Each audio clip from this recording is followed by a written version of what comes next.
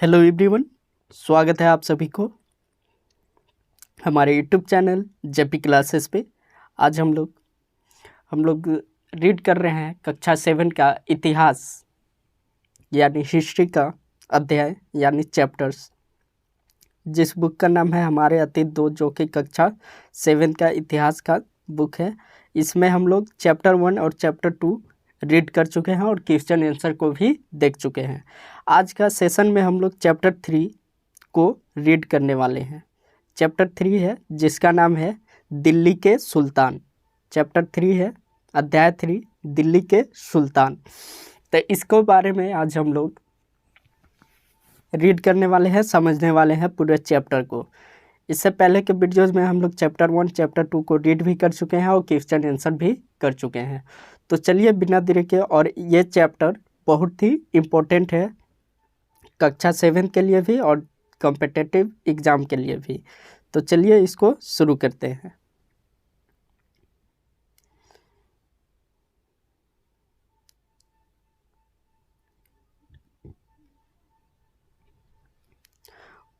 बोला जा रहा है, हमने अध्याय 2 में देखा कि कावेरी डेल्टा जैसे क्षेत्र बड़े राज्यों के केंद्र बन गए थे। चैप्टर 2 में हम लोग क्या पढ़े थे? कावेरी डेल्टा क्षेत्र, कावेरी नदी के आसपास के जो भी क्षेत्र थे, डेल्टा क्षेत्र थे, वह बड़े राज्यों का केंद्र बन गए थे। क्या आपने गौर किया कि अध्याय 2 में ऐसे किसी राज्य का जिक्र नहीं है जिसकी राजधानी दिल्ली रही हो?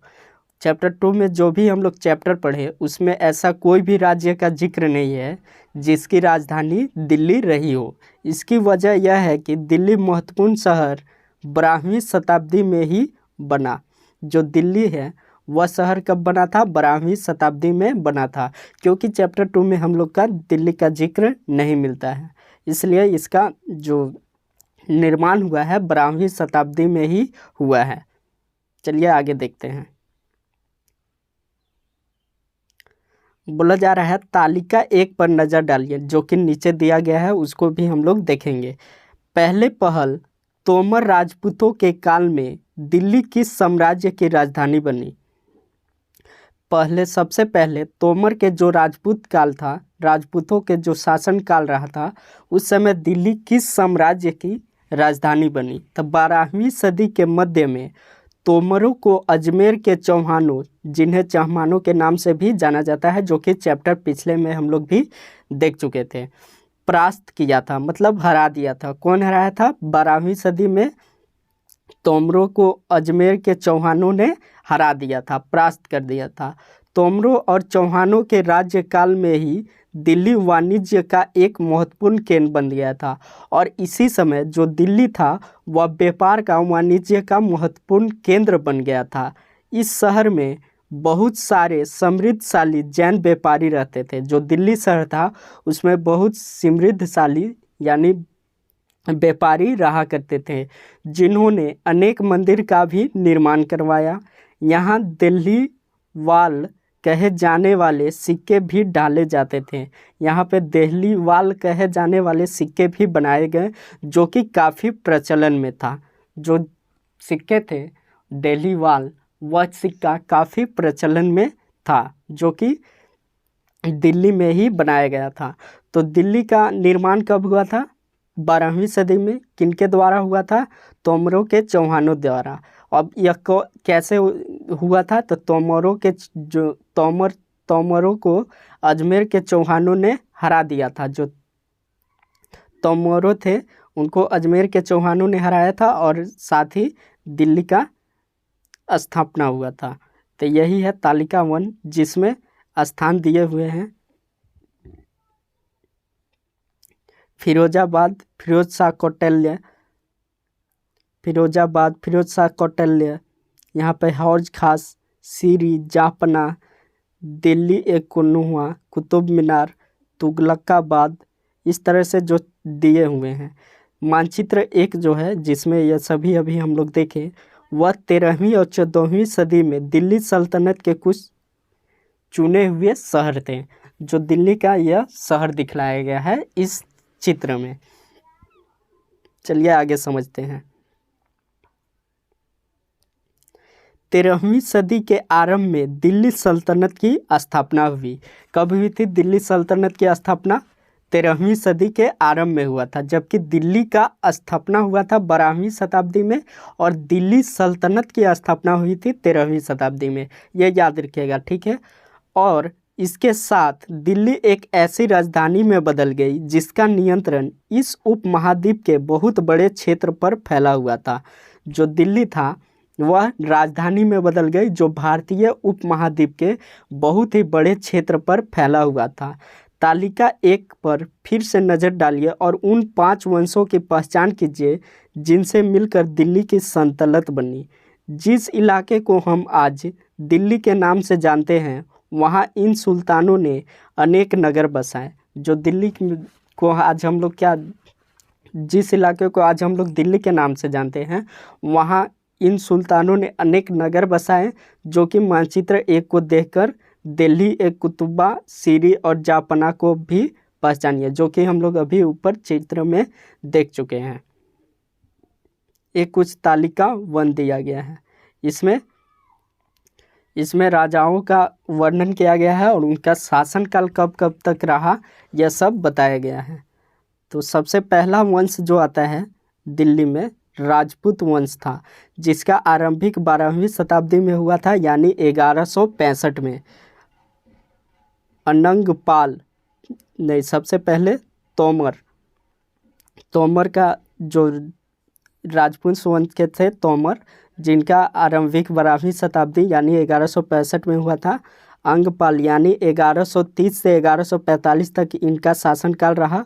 उसके बाद आए चौहान, जिनका शासनकाल 1165 से 1192 ईस्वी तक रहा।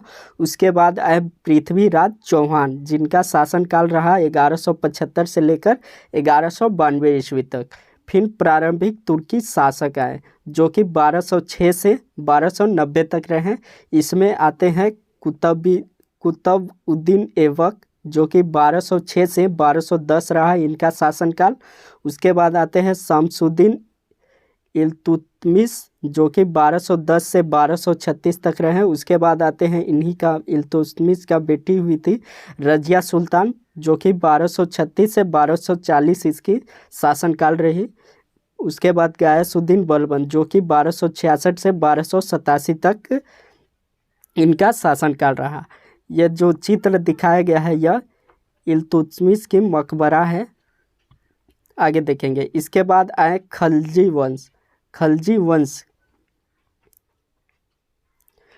वंश का शासनकाल रहा 1290 से लेकर 1320 ईस्वी तक, जिसमें जलालुद्दीन खलजी का शासनकाल रहा 1290 से लेकर 1296 ईस्वी तक।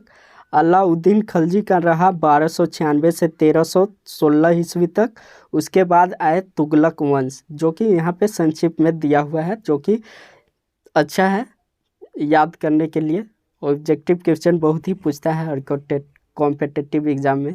तुगलक वंश आए 1320 से उनका 1414 ईस्वी तक शासनकाल रहा, जिसमें गयासुद्दीन तुगलक 1320 से 1324 इनका शासनकाल रहा। उसके बाद आए मोहम्मद तुगलक, जिनका शासनकाल रहा 1324 से लेकर 1351 ईस्वी तक। उसके बाद फिरोज शाह तुगलक 1351 से 1388 ईस्वी तक। इसमें अलाई दरवाज़ा दिखाया गया है चित्र में खलजी वंश में। उसके बाद आते हैं सैयद वंश का शासनकाल रहा 1414 से लेकर 1451 ईस्वी तक, जिसमें खीज खान 1414 से लेकर 1421 तक रहे। उसके बाद आए लोधी वंश, जिनका शासनकाल रहा 1451 से लेकर 1526 ईस्वी तक, और बहलोल लोधी का शासनकाल रहा 1451 से लेकर 1489 ईस्वी तक। तो ये थे कुछ इम्पोर्टेंट फैक्ट्स और जानने योग्य बातें जो कि हम लोग यहाँ पे देखें। अब इसका चाहे तो स्क्रीनशॉट भी ले सकते हैं, याद रखने ज़रूरी है इसको। चलिए अगला टॉपिक आता है। आगे टॉपिक है दिल्ली के सुल्तानों के बारे में जानकारी कैसे, मतलब जो दिल्ली के सुल्तान हुए उनके बारे में हमें जानकारियाँ कैसे पता चलती है, कैसे हम जान सकते हैं। हालांकि अभिलेख सिक्कों और स्थापत्य यानी भवन निर्माण कला के माध्यम से काफ़ी सूचना मिलती है। क्या होता है कि अभिलेख जो थे और सिक्का थे और भवन निर्माण कला था, इनके माध्यम से हमें काफ़ी सूचना मिलती है, काफ़ी जानकारियाँ मिलती है। मगर और भी महत्वपूर्ण वे इतिहास, तारीख जो है एक वचन, तावारीख बहुवचन, जो कि तारीख का ही तावारीख बहुवचन होता है, जो सुल्तानों के शासनकाल में प्रशासन की भाषा फारसी में लिखे गए थे। जो सुल्तान के शासनकाल हुआ करता था उस समय जो प्रशासन की भाषा हुआ करती थी वह फारसी में लिखे गए थे। तारीख के लेखक, सचिव, प्रशासक, कवि, जो तारीख के लेखक थे वह कौन थे? सचिव, प्रशासक, कवि और दरबारियों जैसे सुशिक्षित व्यक्ति होते थे जो घटनाओं का वर्णन भी करते थे और शासक को प्रशासन संबंधी सलाह भी दिया करते थे, सलाह भी देते थे और वे न्याय शासन के महत्व पर बल दिया करते थे। इस तरह की जानकारियां हमें मिलती है। यहाँ पे कुछ चित्र दिखाए गए हैं पांडुलिपियाँ कैसे तैयार होती थी। तो पांडुलिपियाँ तैयार करने के लिए 4 चरण बनाए गए थे। पांडुलिपियाँ को तैयार करने के लिए 4 चरण का निर्माण किया गया था। पहला चरण था जिसमें कागज़ तैयार करना होता था। पहला चरण में क्या किया जाता था? कागज़ को तैयार किया जाता। दूसरा चरण में कागज़ पे क्या किया जाता था? लेखन कार्य किया जाता है, लिखने का काम किया जाता था। चौथा, महत्वपूर्ण शब्दों और अनुच्छेदों की ओर ध्यान आकर्षित करने के लिए सोने को पिघलाकर उसका प्रयोग किया जाता था। जो भी इम्पोर्टेंट चीज़ थे जैसे नाम वगैरह, इम्पोर्टेंट अनुच्छेद, कोई भी वाक्य, शब्द, उसको आकर्षित दिखाने के लिए सोने को पिघलाकर उसका प्रयोग किया जाता था उन अक्षरों पर। चौथा क्या था कि पांडुलिपियों को जल्दी तैयार करना होता था। तो यह 4 चरण थे पांडुलिपियाँ तैयार करने के। आगे देखेंगे न्याय चक्र। न्याय चक्र के बारे में थोड़ा समझ लेते हैं। न्याय चक्र 13वीं सदी के इतिहासकार फ़ख-ए मुदव्विर ने लिखा था। राजा का काम सैनिकों के बिना नहीं चल सकता। जो राजा है उनका काम सैनिकों के बिना नहीं चल सकता, यानी नहीं हो सकता। सैनिक वेतन के बिना नहीं जी सकते और जो सैनिक है वे वेतन के बिना नहीं जी सकते। और वेतन आता कहाँ से था? तो किसानों से एकत्रित किए गए राजस्व से। मगर किसान भी राजस्व तभी चुका सकेंगे जब वे खुशहाल और प्रसन्न हो। ऐसा तभी हो सकता है जब राजा न्याय और ईमानदार प्रशासन को बढ़ावा दे। ये किनका लिखा हुआ है? फ़ख-ए मुदव्विर ने लिखा था कि इस तरह का प्रशासन व्यवस्था होना चाहिए। राजा का काम सैनिक के बिना नहीं चल सकता और सैनिक वेतन के बिना कार्य नहीं कर सकती। और वेतन आता है किसानों से एकत्रित किए गए राजस्व से। मगर किसान भी राजस्व तभी चुका सकेंगे जब वे खुशहाल और प्रसन्न होंगे। और ऐसा तब होगा जब राजा न्याय और ईमानदार प्रशासन को बढ़ावा दे। तो इस तरह से था उनका विचार न्याय चक्र का। आगे प्रश्न है, क्या आपको लगता है कि न्याय चक्र राजा और प्रजा के बीच के संबंध को समझाने के लिए उपयुक्त शब्द है? तो इसका हम लोग आंसर, क्वेश्चन आंसर के जो वीडियो जाते हैं उसमें हम लोग देखते हैं, पाठ्यगत प्रश्न भी और अभ्यास के प्रश्न भी। तो चलिए आगे देखते हैं। ये कुछ बातें ध्यान में रखें। पहला, तारीख के लेखक नगरों में विशेषकर दिल्ली में रहते थे। जो तावारीख के लेखक होते थे वह नगरों में रहते थे, विशेषकर दिल्ली में। गांव में शायद ही कभी रहते हों। दूसरा था, वे अक्सर अपने इतिहास सुल्तानों के लिए और उनसे ढेर सारे इनाम इकराम पाने की आशा में लिखा करते थे। वे जो इतिहास है सुल्तानों के बारे में इसलिए लिखा करते थे ताकि उनसे ढेर सारे इनाम वगैरह पा सकें। ये लेखक, तीसरा है, ये लेखक अक्सर शासकों को जन्मसिद्ध अधिकार और लिंग भेद पर आधारित आदर्श समाज व्यवस्था बनाए रखने की सलाह भी दिया करते थे। उनके विचारों से सारे लोग सहमत नहीं होते थे। जो लेखक होते थे वह क्या होते थे कि राज शासकों के जन्म सिद्ध अधिकार और लिंग भेद पर आधारित आदर्श समाज व्यवस्था बनाए रखने की सलाह देते थे। और इस सलाह से, उनके इस विचार से, इस सलाह से सारे लोग सहमत नहीं होते थे। आगे चलते हैं।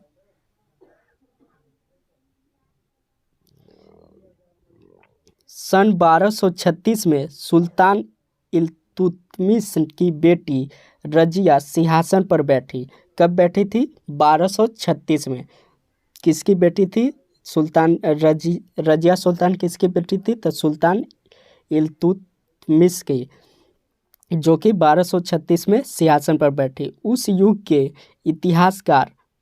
के जो इतिहासकार थे मिन्हाज ए सिराज ने स्वीकार किया कि वे अपने सभी भाइयों से अधिक योग्य और सक्षम थी। कौन थी? रजिया सुल्तान अपने भाइयों से अधिक योग्य और सक्षम थी, लेकिन फिर भी वह एक रानी को शासक के रूप में मान्यता नहीं दे पा रहा था।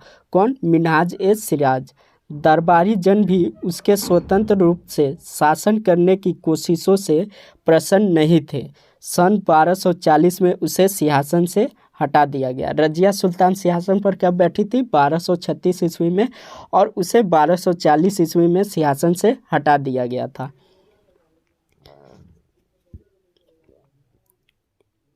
जन्मसिद्ध अधिकार। जन्मसिद्ध अधिकार क्या होता है उसको समझ लेते हैं। जन्मसिद्ध अधिकार, जन्म के आधार पर विशेषाधिकार का दावा।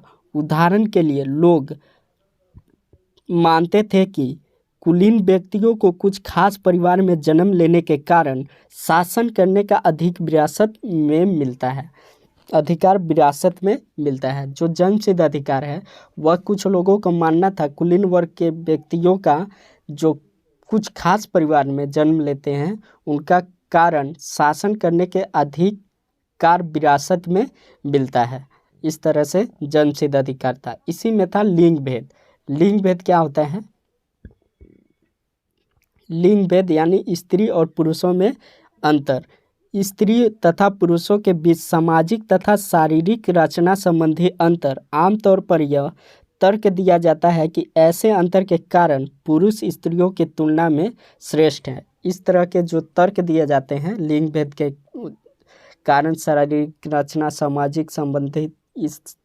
सामाजिक तथा शारीरिक रचना संबंधी अंतर, कि जो पुरुष है स्त्रियों की तुलना में श्रेष्ठ हैं, यानी अधिक योग्य हैं। आगे देखेंगे।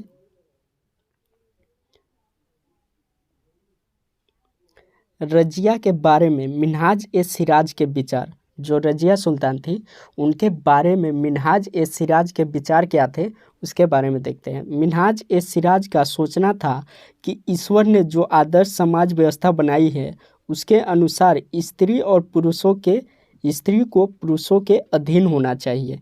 इनका क्या सोचना था कि जो ईश्वर ने आदर्श समाज बनाई है उस समाज में स्त्री को पुरुषों के अधीन होना चाहिए, यानी उनसे नीचे रहना चाहिए। रानी का शासन इस व्यवस्था के विरुद्ध जाता था, इसलिए वह पूछता है खुदा की रचना के खाते में उसका ब्यौरा चूँकि मर्दों के सूची में नहीं आता, इसलिए इतनी शानदार खूबियों से भी उसे आखिर हासिल क्या हुआ। आगे देखेंगे। रजिया ने अपने अभिलेखों और सिक्कों पर अंकित करवाया कि वह सुल्तान इल्तुतमिश की बेटी है। रजिया ने क्या बताया? सिक्कों पर उल्लेखित किया और अभिलेखों में लिखवाया कि वह जो है सुल्तान इल्तुतमिश की बेटी है। आधुनिक आंध्र प्रदेश के वारंगल क्षेत्र में किसी समय काकतीय वंश का राज्य था। उस वंश की रानी रुद्रमा देवी। काकतीय वंश कहाँ पे? आधुनिक आंध्र प्रदेश में, जिसमें रुद्रमा देवी वंश की रानी हुई थी, जो कि उनका शासनकाल रहा था 1262 से लेकर 1289 के ईस्वी तक। के व्यवहार से रजिया का व्यवहार बिल्कुल विपरीत था। जो रुद्रमा देवी है इनके व्यवहार से रजिया सुल्तान का व्यवहार पूरा ही अलग था, विपरीत था। रुद्रमा देवी ने अपने अभिलेख में अपना नाम पुरुषों जैसा लिखवाकर अपने पुरुष होने का भ्रम पैदा किया था। जो रुद्रमा देवी था, वह अपने नाम पुरुषों के अनुसार रखकर सभी के बीच भ्रम पैदा करने की कोशिश की थी कि वह मर्द है। एक और महिला शासक थी कश्मीर की रानी दिद्दा, जिसका शासनकाल रहा 980 से लेकर 1003 तक। उसका नाम दीदी यानी बड़ी बहन से निकला है। जाहिर है कि प्रजा ने अपनी प्रिय रानी को यह स्नेह भरा संबोधन दिया होगा, प्यार भरा संबोधन दिया होगा दीदी बोलकर।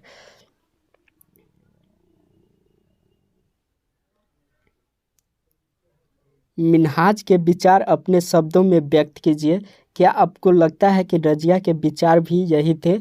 आपके अनुसार स्त्री के लिए शासक बनना इतना कठिन क्यों था? तो इसका आंसर भी हम लोग प्रश्न अभ्यास वाला में देखेंगे। चलिए अगला टॉपिक है दिल्ली सल्तनत का विस्तार। दिल्ली सल्तनत का विस्तार गैरिसन शहर से साम्राज्य तक।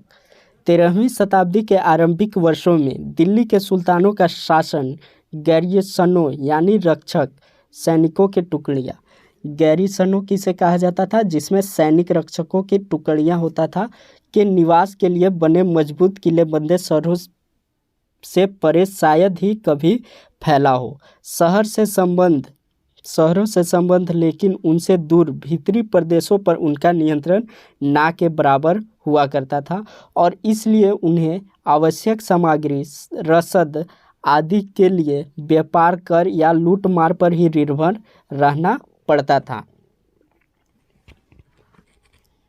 आगे है मानचित्र 2 दिखाया गया है।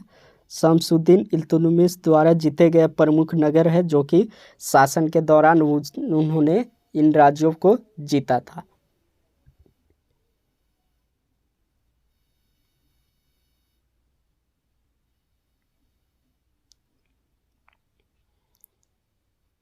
आगे है दिल्ली से सुदूर बंगाल और सिंध के गैरिसन शहरों का नियंत्रण बहुत ही कठिन था। बगावत, युद्ध, यहाँ तक कि खराब मौसम में भी उनसे संपर्क के नाजुक सूत्र छिन्न भिन्न हो जाते थे।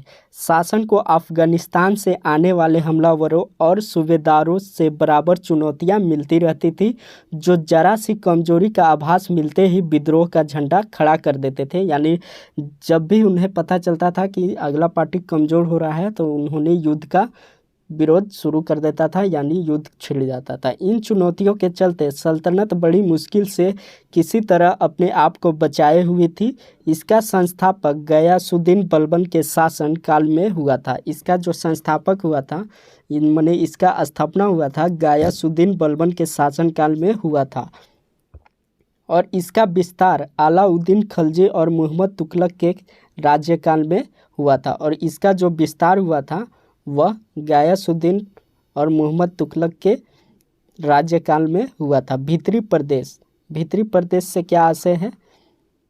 भीतरी प्रदेश उस प्रदेश को कहा जाता है किसी शहर या बंदरगाह के आसपास के इलाके जो उस शहर के लिए वस्तुओं और सेवाओं की पूर्ति करता है, उसे भीतरी प्रदेश कहा जाता है। और गैरिसन शहर किसे कहते हैं? जिसमें किलेबंदी बसाव जहां सैनिक रहा करते थे, उसे गैरिसन शहर कहा जाता था।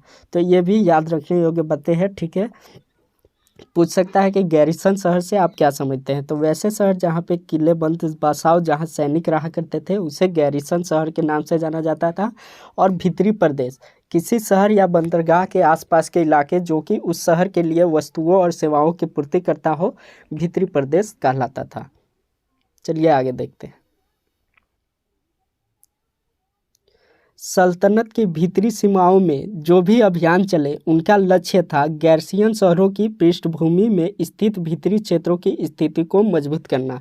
इनका जो भी अभियान था उनका लक्ष्य क्या था कि जो गैरिसन शहरों की पृष्ठभूमि है उसकी भीतरी क्षेत्रों को स्थिति को मजबूत करना था। इन अभियानों के दौरान गंगा यमुना के दोआब यानी दो नदियों के बीच के स्थान को दोआब कहा जाता है। इसी प्रकार जो पंजाब है 5 नदियों के बीच में स्थित है, इसलिए उसे पंजाब नाम पड़ा। तो यहाँ पे गंगा यमुना के बीच के जो भी क्षेत्र है उसे दोआब के नाम से जाना जाता है। दोआब से जंगलों को साफ कर दिया गया। जो दोआब है उससे जंगलों को साफ कर दिया गया और शिकारी संग्राहक तथा चरवाहों को उनके पर्यावास से खदेड़ दिया गया, मतलब उनके रहने के स्थान से निकाल दिया गया, खदेड़ दिया गया। वह जमीन किसानों को दे दी गई और वह जो जमीन था वह किसान को दे दी गई और कृषि कार्य को प्रोत्साहन दिया गया। व्यापार मार्गों की सुरक्षा और क्षेत्रीय व्यापार की उन्नति की खातिर नए किले, गैरसियन शहर और शहर बसाए गए। दूसरा विस्तार सल्तनत की बाहरी सीमा पर भी हुआ था। अलाउद्दीन खिलजी के शासनकाल में दक्षिण भारत को लक्ष्य करके, मतलब टारगेट करके सैनिक अभियान शुरू हुए और ये अभियान मुहम्मद तुगलक के समय में अपनी चरम सीमा पर पहुंच चुका था। इन अभियानों में सल्तनत की सेनाओं ने हाथी, घोड़े, गुलाम और मूल्यवान धातु अपने कब्जे में ले ली थी। आगे है, जो मूल्यवान वस्तुएं थे वे क्या किए कि अपने कब्जे में उन्होंने ले लिया था। दिल्ली सल्तनत की सेनाओं की शुरुआत अपेक्षाकृत कमज़ोर थी, मगर 150 वर्ष बाद मुहम्मद तुगलक के राज्यकाल के अंत तक इस उपमहाद्वीप का एक विशाल क्षेत्र इसके युद्ध अभियान के अंतर्गत आ चुका था। जो इनका विशाल क्षेत्र था इनके युद्ध अभियान के अंतर्गत आ गया था और इन शत्रुओं की सेनाओं को परास्त किया था और शहरों पर कब्जा भी कर लिया था। इसके सूबेदार और प्रशासक मुकदमों में फैसले सुनाते थे और साथ ही किसानों से कर वसूला करते थे। लेकिन इतने विशाल क्षेत्र पर इनका नियंत्रण किस सीमा तक और कितनी प्रभावित था, ये है कुछ क्षेत्र जिन पे दिल्ली का शासन रहा, अपने अंदर इनमें ले लिया गया था। जो दक्षिण भारत का अभियान था उसके अंतर्गत ये सभी चीज़ें जीते गए थे। यहाँ पे चित्र एक है जो कि चित्र 2 है, इसको देख लेते हैं यह क्या है। 12वीं सदी के आखिर दशक में बनी कुतुब अल इस्लाम मस्जिद तथा उसकी मीनारें, यह जो है कुतुब अल इस्लाम मस्जिद है और उसकी मीनारें हैं। यह जामा मस्जिद दिल्ली के सुल्तानों द्वारा बनाए गए थे। यह जो जामा मस्जिद है यह दिल्ली के सुल्तानों द्वारा बनाए गए थे और सबसे पहले शहर में स्थित है और यह सबसे पहले शहर में स्थित है। इतिहास में इस शहर को दिल्ली कुतुबा यानी पुराना शहर कहा गया है। इस मस्जिद का निर्माण इल्तुतमिश और अलाउद्दीन खिलजी ने और विस्तार किया था। इसका और भी विस्तार कौन किया था? इल्तुतमिश और अलाउद्दीन खिलजी। मीनार 3 सुल्तानों कुतुबउद्दीन ऐबक, इल्तुतमिश, फिरोज शाह तुगलक द्वारा बनवाई गई थी। इन 3 सुल्तानों द्वारा इस मीनार को बनाया गया था। मस्जिद, मस्जिद का क्या अर्थ होता है? मस्जिद मतलब क्या, समझ लेते हैं।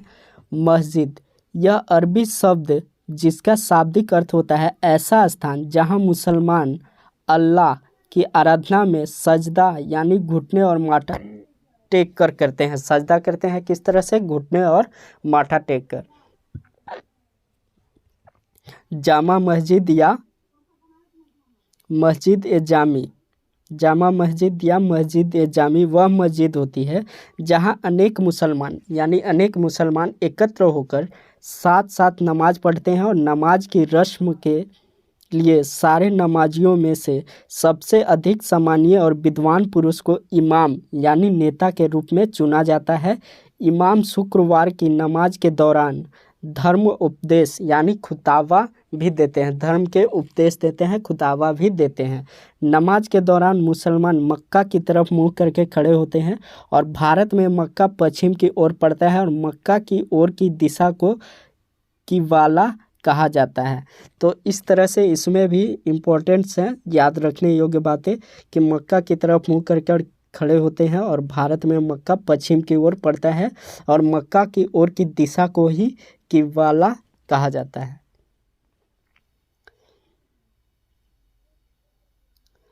एक चित्र दिया गया है, बेगमपुरी मस्जिद। यह मुहम्मद तुगलक के राज्यकाल में दिल्ली में उसकी नई राजधानी जहांपनाह की मुख्य मस्जिद के तौर पर बनाई गई थी, जो कि जहांपनाह ने बनवाई थी।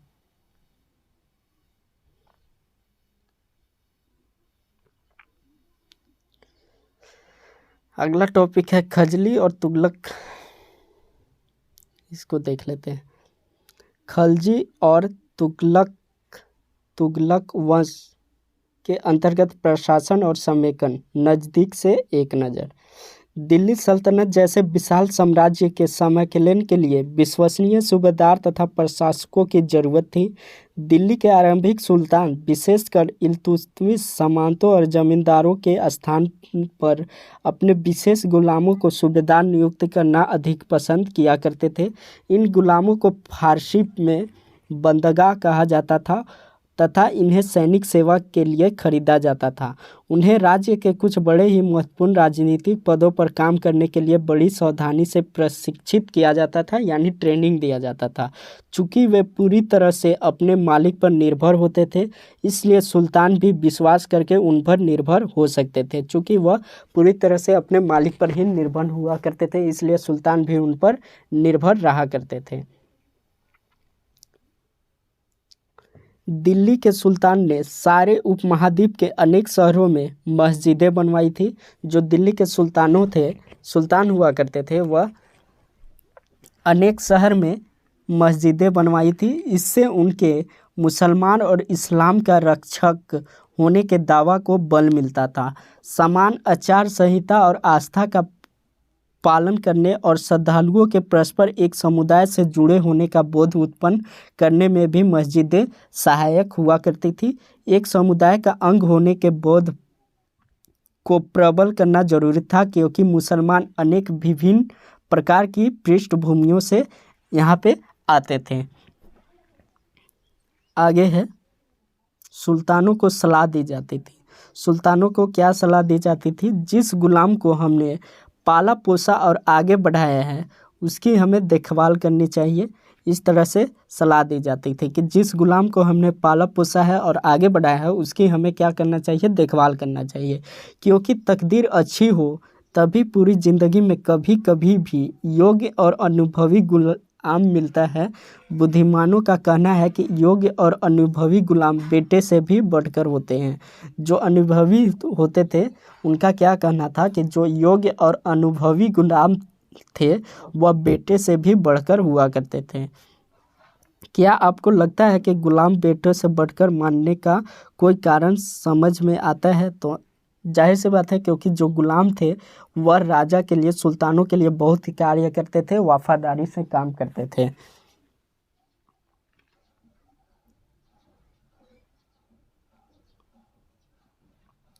खलजी तथा तुगलक शासक बंदगाह का इस्तेमाल करते रहे और साथ ही अपने पर आश्रित निम्न वर्ग के लोगों को भी ऊंचे राजनीतिक पदों पर बैठाते रहे। जो खलजी तथा तुगलक शासक थे, वह बंदगाह यानी गुलामों का इस्तेमाल करते रहे और साथ ही साथ अपने पर आश्रित जो निम्न वर्ग के लोग थे, उनको भी ऊंचे राजनीतिक पदों पर बैठाते रहे। ऐसे लोगों को सेनापति तथा सूबेदार जैसे पद दिए जाते थे, लेकिन इससे राजनीतिक अस्थिरता भी पैदा होने लगी थी। गुलाम और आश्रित अपने मालिकों को संरक्षक के प्रति तो वफादार रहते ही थे, मगर उनके उत्तराधिकारियों के प्रति नहीं। नए सुल्तानों ने अपने नौकर होते थे।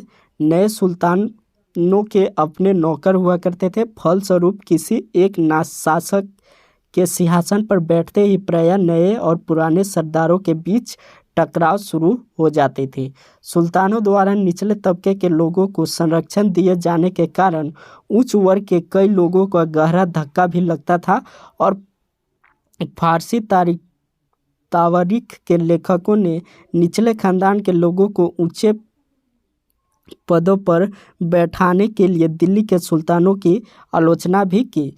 आलोचना क्यों किया दिल्ली के सुल्तानों को? क्योंकि वह उच्च वर्ग के जो लोग थे, वह आलोचना की है दिल्ली के सुल्तानों को, क्योंकि वह नीच वर्ग के लोगों को ज़्यादा महत्व देते थे और पद पे बैठाते थे, यानी सम्मान दिया करते थे। इसलिए उनकी आलोचना भी की गई, यानी बुराइयां की गई। आश्रित का मतलब क्या होता है? आश्रित का मतलब किसी व्यक्ति जो किसी अन्य व्यक्ति के संरक्षण में रहता हो, यानी उस पर निर्भर हो, उसे आश्रित कहा जाता है। आगे है सुल्तान मोहम्मद तुगलक के अधिकारीजन। सुल्तान मोहम्मद तुगलक के अजीज कुमार नामक कलाल यानी शराब बनाने और बेचने वाला, फिरोज हजाम नामक नाई, मनका तावक नामक बावर्ची और लड्ढा तथा पीरा नामक मलियों को ऊंचे प्रशासनिक पदों पर बैठाया था। 14वीं शताब्दी के मध्य के इतिहासकार जियाउद्दीन बर्नी ने इन नियुक्तियों का उल्लेख सुल्तान के राजनीतिक विवेक के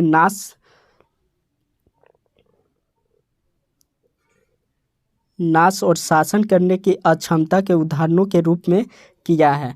आपने ख्याल से बर्नी के सुल्तान की आलोचना क्यों की गई होगी? तो इसलिए किया जाता था क्योंकि वह नीच वर्गों के जातियों को अपने पद पे बैठाते थे और उच्च वर्ग के लोग उनकी आलोचना किया करते थे।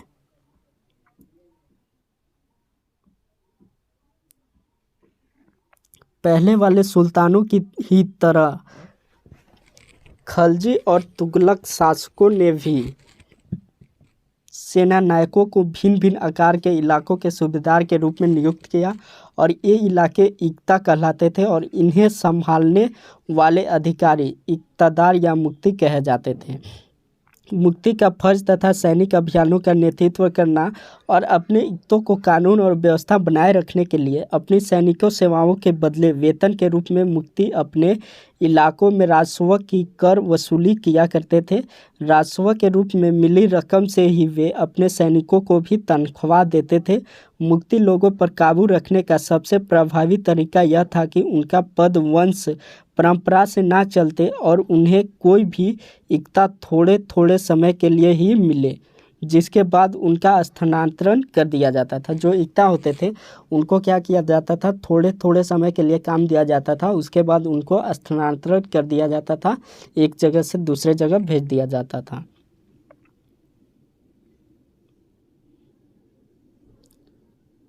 सुल्तान अलाउद्दीन खिलजी और मोहम्मद तुगलक के शासनकाल में नौकरी के इन कठोर नियमों का बड़ी सख्ती से पालन हुआ और मुक्ति लोगों द्वारा एकत्रित किए गए राजस्व की रकम को हिसाब लेने के लिए राज्य द्वारा लेखा अधिकारी का नियुक्त किए जाते थे। इस बात पर ध्यान रखा जाता था कि मुक्ति राज्य द्वारा निर्धारित कर ही वसूले और तय संख्या के अनुसार सैनिक रखें।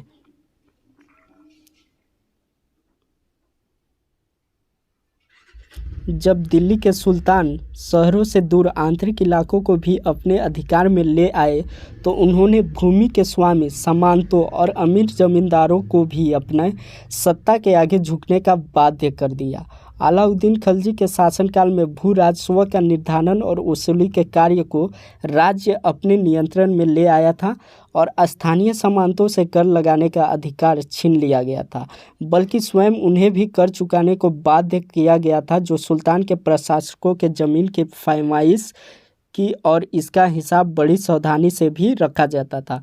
कुछ पुराने सामंत और जमींदार राजस्व के निर्धारण और वसूली अधिकारी के रूप में सल्तनत की नौकरी करने लगे थे और उस समय 3 तरह के कर होते थे। पहला कर था कृषि पर, जिसे खराज कहा जाता था और जो किसान की उपज का लगभग 50% होता था, यानी किसान का आधा हिस्सा ले लिया जाता था। मवेशी पर था, दूसरा था मवेशी पर, तीसरा घरों पे कर था। यह याद रखना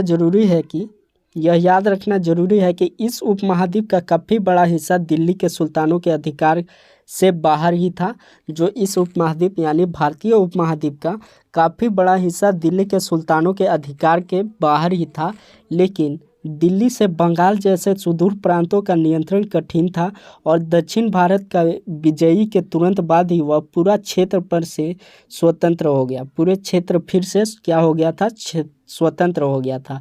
यहाँ तक कि वे गंगा के मैदानी इलाकों को में भी घने जंगलों वाले ऐसे क्षेत्र थे जिनमें बैठने में सुल्तान की सेनाएं अक्षम थी। स्थानीय सरदारों ने इन क्षेत्रों में अपना शासन जमा लिया। अलाउद्दीन खिलजी और मोहम्मद तुगलक इन इलाकों पर जोर जबरदस्ती अपने अधिकार जमा लेते थे, पर वह अधिकार कुछ ही समय तक रह पाता था। जो क्या था कि जो अलाउद्दीन खिलजी और मोहम्मद तुगलक था, वह इन क्षेत्रों पर क्या करता था, जोर जबरदस्ती अपने अधिकार जमा तो लेते थे, पर वह अधिकार कुछ ही समय तक रह पाता था, कुछ सीमित समय तक ही रह पाता था, उसके बाद नहीं रह पाता था।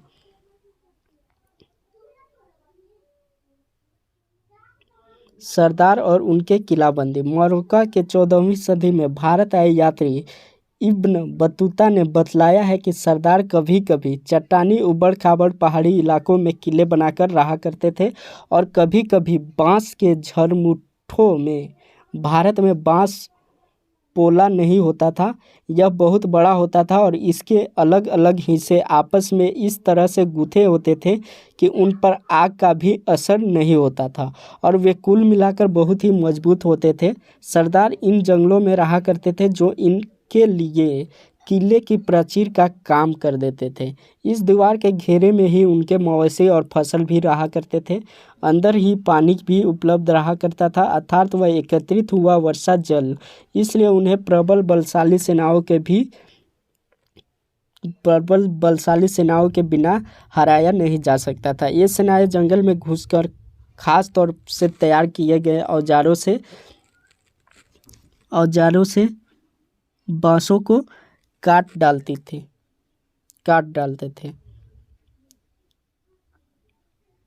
उसके बाद है चंगेज खां के नेतृत्व में मंगोल ने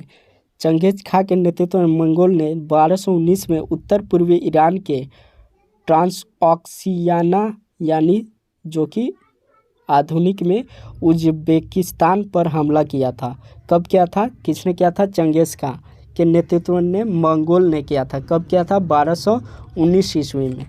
इसके शीघ्र बाद ही दिल्ली सल्तनत को उनका धावा झेलना पड़ा। अलाउद्दीन खिलजी और मोहम्मद तुगलक के शासनकालों के आरंभ दिल्ली पर मंगोल के धावे बढ़ गए। इससे मजबूर होकर दोनों ही सुल्तानों को एक विशाल अस्थायी सेना खड़ी करनी पड़ी। इतनी विशाल सेना को संभालना प्रशासन के लिए भारी चुनौती थी, जो थी भारी चुनौती के रूप में सामने आई। चुनौती का सामना कैसे किया? इन तमाम असफलताओं की गिनती करने में हमें कभी कभी भूल जाते हैं। इन तमाम जो लड़ाइयों हुई, असफलताएं मिली, इनको गिन पाना मुश्किल था, भूल जाते हैं। सल्तनत के इतिहास में पहली बार दिल्ली के किसी सुल्तान ने मंगोल इलाके को फतह करने के अभियान की योजना बनाई थी। जो दिल्ली के सुल्तान थे, पहली बार मंगोल इलाकों पर फतह करने की, मतलब अपने राज्य अधिकार क्षेत्र बनाने की योजना अभियान बनाई थी, जहां अलाउद्दीन खिलजी का बल प्रतिरक्षा पर था। वह मोहम्मद तुगलक के द्वारा उठाए गए कदम मंगोल के विरुद्ध सैनिक आक्रमण की योजना का हिस्सा हुआ करते थे। 15वीं तथा 16वीं शताब्दी में सल्तनत। तालिका 1 को फिर से देखें। आप पाएंगे कि तुगलक वंश के बाद 1526 तक दिल्ली तथा आगरा पर सैयद तथा लोदी वंशों का राज्य रहा। क्या हुआ कि जो तुगलक वंश है, उसके बाद 1526 तक दिल्ली तथा तुगलक वंश का कब तक? 1526 तक दिल्ली तथा आगरा पर लोदी वंशों का राज्य रहा। तब तक जौनपुर, बंगाल, मलवा, गुजरात, राजस्थान तथा पूरे दक्षिण भारत में स्वतंत्र शासक उठ खड़े हुए थे। उनकी राजधानियां समृद्ध थी और राज्य फल फूल रहे थे। इसी काल में अफगान तथा राजपूतों जैसे नए शासक समूह भी उभरे थे। इस समय ही क्या हुआ था कि नए शासक भी उभरे थे, जैसे कि राजपूत, अफगान तथा राजपूत। यहाँ पे दिया हुआ अलाउद्दीन खिलजी और मोहम्मद तुगलक। अलाउद्दीन खिलजी दिल्ली पर 2 बार हमले हुए थे, जब 1299 से 1300 में और 1302 से 1303 में। इनका सामना करने के लिए अलाउद्दीन खिलजी ने एक विशाल अस्थायी सेना खड़ी की थी, जो कि हम लोग ऊपर पढ़ चुके थे। मोहम्मद तुगलक के शासन के प्रारंभिक वर्षों में सल्तनत पर हमला हुआ था। मंगोल सेना परास्त हो गई थी। मोहम्मद तुगलक को अपनी सेना की शक्ति को और अपने संसाधन पर इतना विश्वास था कि उसे ट्रांसऑक्सियाना पर अपना आक्रमण की योजना बना ली और एक अस्थायी सेना तैयार करना उसका आक्रमण कदम था। तो इस तरह से थे कुछ चैप्टर्स जो कि हम लोग ऊपर भी पढ़े। आगे है शासन बहुत ही कुशल तथा सुव्यवस्थित तरीके से चल रहा था। जो शासन चल रहा था दिल्ली में, वह कुशल और सुव्यवस्थित तरीके से चल रहा था। शेरशाह सूरी, जिनका शासनकाल रहा 1540 से 1545, ने बिहार में अपने चाचा के एक छोटे से इलाके के प्रबंधक के रूप में काम शुरू किया था और आगे चलकर उन्होंने इतनी उन्नति की कि मुगल सम्राट हुमायूं, जो कि 1530 से 1540 और 1555 से 1556 तक को चुनौती दी और उन्हें परास्त भी किया। शेरशाह ने दिल्ली पर अधिकार करने का स्वयं अपना राजस्व स्थापित किया। सूर्यवंश के केवल 15 वर्ष यानी 1540 से लेकर 1555 शासन किया, लेकिन इसके प्रशासन के अलाउद्दीन खिलजी वाले कई तरीकों को अपनाकर उन्हें और भी चुस्त बना दिया था। महान सम्राट अकबर 1556 से 1605 इनका शासनकाल रहा। जब मुगल साम्राज्य को समाहित किया गया यानी मिलाया गया, तो उनसे अपने प्रतिमान के रूप में शेरशाह की प्रशासन व्यवस्था को ही अपनाया था। उन्होंने क्या किया था? शेरशाह की जो भी प्रशासनिक व्यवस्था थी उन्हीं को अपनाया था। अन्यत्र 3 श्रेणियाँ थी: ईश्वरीय, शांति, न्याय और धर्म युद्ध।